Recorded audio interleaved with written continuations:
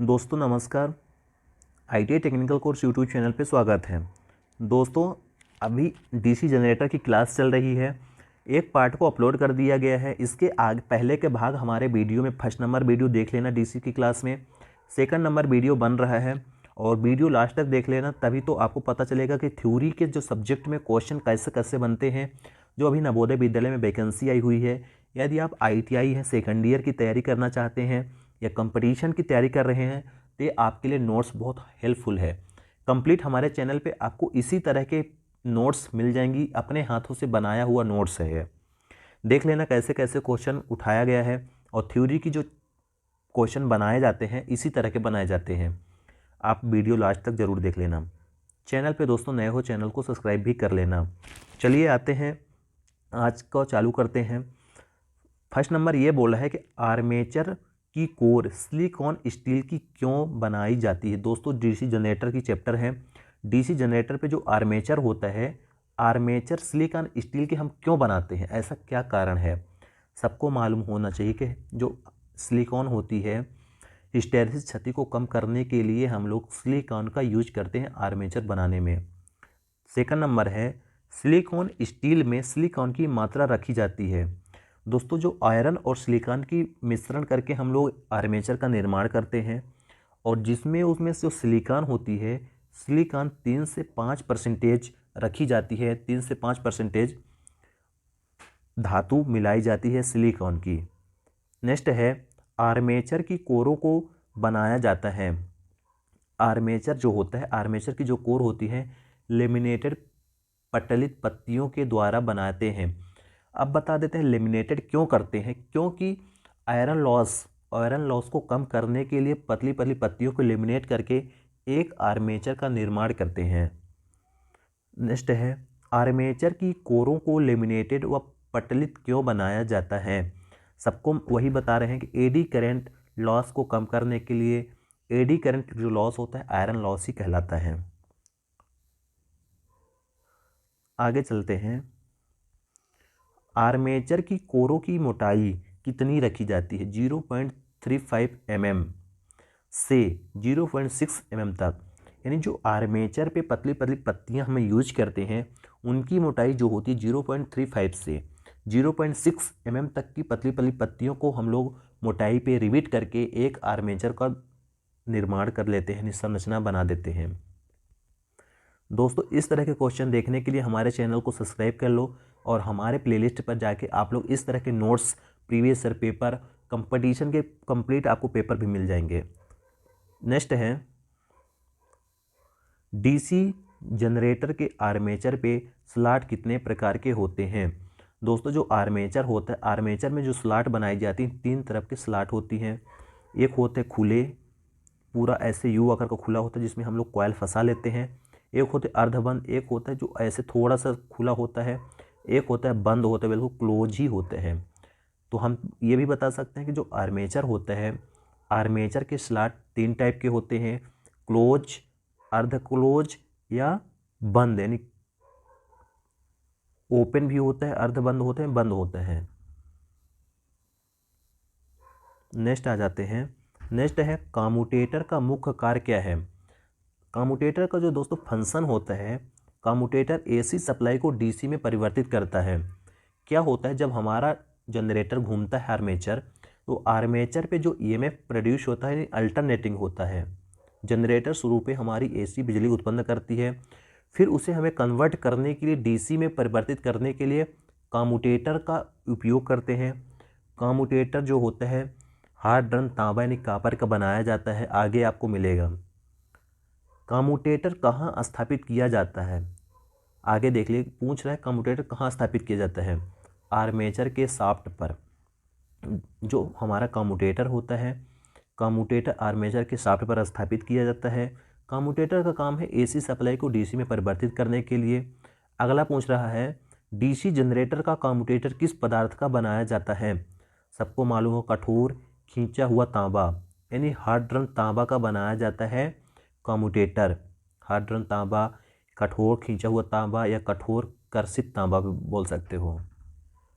अगला है कम्यूटेटर दिक् परिवर्तक के सेगमेंट के बीच गैफ को भरने के लिए अचालक के रूप में किसका प्रयोग किया जाता है? कम्यूटेटर की जो पतली पतली पत्तियाँ होती है, जो सेगमेंट होते हैं, सेगमेंट के जो बीच में जो गैप होता है, गैप में हम लोग माइका यानी अभ्रक की शीट पतली पतली डाल देते हैं ताकि आपस में शॉर्ट ना हो। आगे आ जाते हैं। आर्मेचर बाइंडिंग के सिरे तथा कम्यूटेटर के सेगमेंटों को किस विधि द्वारा जोड़ा जाता है? जो हमारी जो आर्मेचर होती है, आर्मेचर पे जो कॉइलें लगाई जाती है, कॉइल का जो सिरा होता है, यानी जो कॉइल का सिरा निकलता है, पॉइंट निकलते हैं, यहाँ पे जो कम्यूटेटर होता है, तो यहाँ पे हम लोग राइजर एक पॉइंट होता है, राइजर पर सारे वायर को ज्वाइंट कर देते हैं सोल्डरिंग विधि द्वारा। तो क्वेश्चन यही है कि आर्मेचर बाइंडिंग के सिरे तथा कम्यूटेटर के सेगमेंटों को किस विधि द्वारा जोड़ा जाता है? सबको मालूम होगा, सोल्डरिंग विधि द्वारा। अगला क्वेश्चन है, डीसी जनरेटर में किस पदार्थ के बुश प्रयोग किए जाते हैं? यानी जो डीसी जनरेटर होता है उसमें कौन से हम लोग बुश यूज करते हैं? कार्बन तथा कार्बन तांबे के मिश्रण के, हम कार्बन के भी बना सकते हैं, कार्बन व तांबे के मिश्रण के भी कार्बन ब्रुश का यूज करते हैं। सबको मालूम होगा जो कार्बन ब्रुश होता है, कार्बन ब्रुश के माध्यम से हम लोग ईएमएफ को कलेक्ट करते हैं। जनरेटर के माध्यम से हम लोग, जो जनरेटर की ईएमएफ होती है उसको बाहर निकालने का एक माध्यम होता है वो कार्बन ब्रुश। अगला क्वेश्चन है, छोटे आकार के जनरेटर पे कौन से बुश प्रयोग किए जाते हैं? छोटे जो जनरेटर होते हैं उसमें कार्बन ब्रुश यूज करते हैं। बड़ा जनरेटर होता है तो उसको कार्बन ब्रुश या तांबे के मिश्रण से युक्त कार्बन ब्रुश हम लोग यूज करते हैं।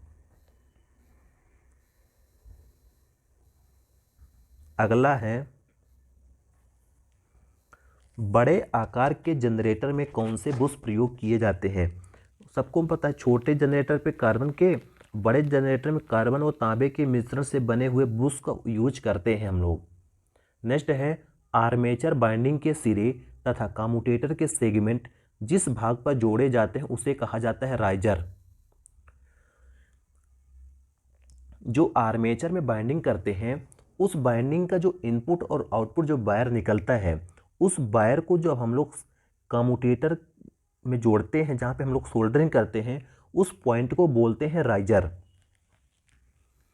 नेक्स्ट है, कार्बन ब्रुशों का मुख्य कार्य क्या है?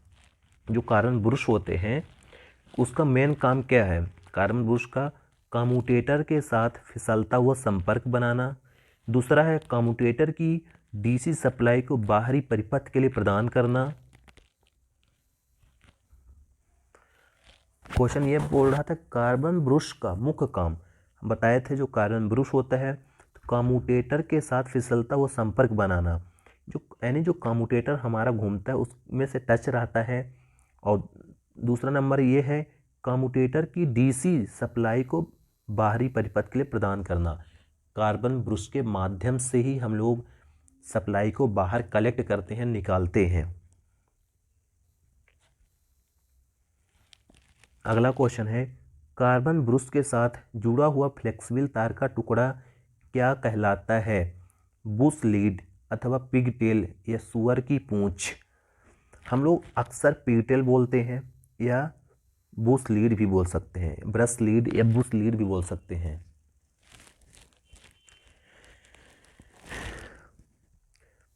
अगला है, कार्बन ब्रुश का आकार कौन सा होता है? कार्बन ब्रुश दोस्तों होते हैं वो होता है आयताकार।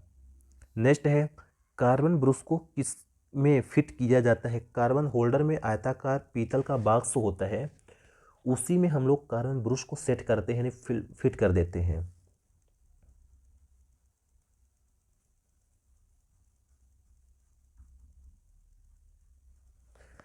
अब एक होता है, कार्बन ब्रुश को दबाए रखने के लिए स्प्रिंग का यूज करते हैं। जो स्प्रिंग का दबाव होता है 0.1 से 0.25 किलोग्राम सेंटीमीटर स्क्वायर तक उसका दबाव होता है।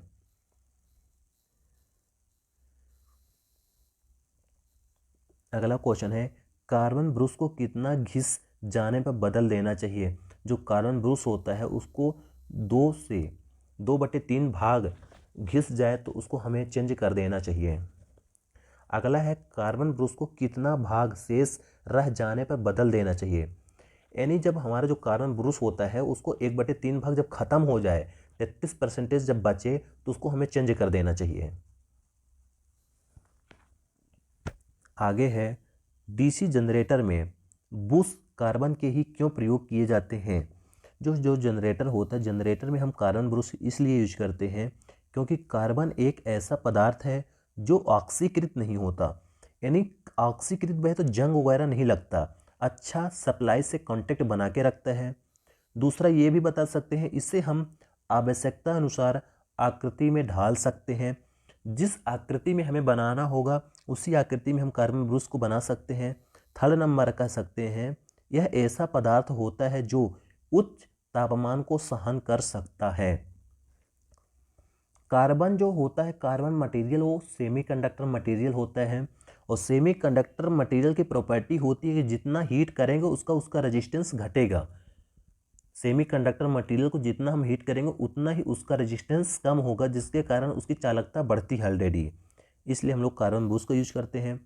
कार्बन इसलिए यूज किया जाता है क्योंकि उसमें जंग वगैरह नहीं लगता, कभी भी चालू करेंगे तो उस अच्छे से करंट को कलेक्ट करेगा। और कार्बन एक मुलायम पदार्थ होती, धातु होती है जो घिस जाती है मगर हमारे कम्यूटेटर को खराब नहीं करती, इसलिए हम लोग अक्सर कार्बन ब्रूस का ही यूज करते हैं। आगे ये भी बोल रहा है कार्बन में, इसमें एक अवगुण होता है कि इसका तापमान उच्च होता है, जो कार्य के दौरान यह नष्ट हो जाता है। तापमान बढ़ाने पर प्रतिरोध घटता है तथा चालकता बढ़ती है। सच बात है, कार्बन सेमीकंडक्टर मटेरियल होता है और कार्बन का टेम्परेचर बढ़ाने से उसका रेजिस्टेंस घटता है, जिसकी चालकता ऑलरेडी बढ़ती है। कार्बन ऐसा पदार्थ होता है जो स्वयं घिस जाता है लेकिन कम्यूटेटर को घिसने नहीं देता, ये भी अच्छी प्रॉपर्टी है। मतलब कार्बन हम ऐसे भी बोल सकते हैं, कार्बन एक मुलायम धातु होती है जो स्वयं घिस जाती है मगर हमारे कम्यूटेटर को खराब नहीं करती। चलिए नेक्स्ट बता देते हैं।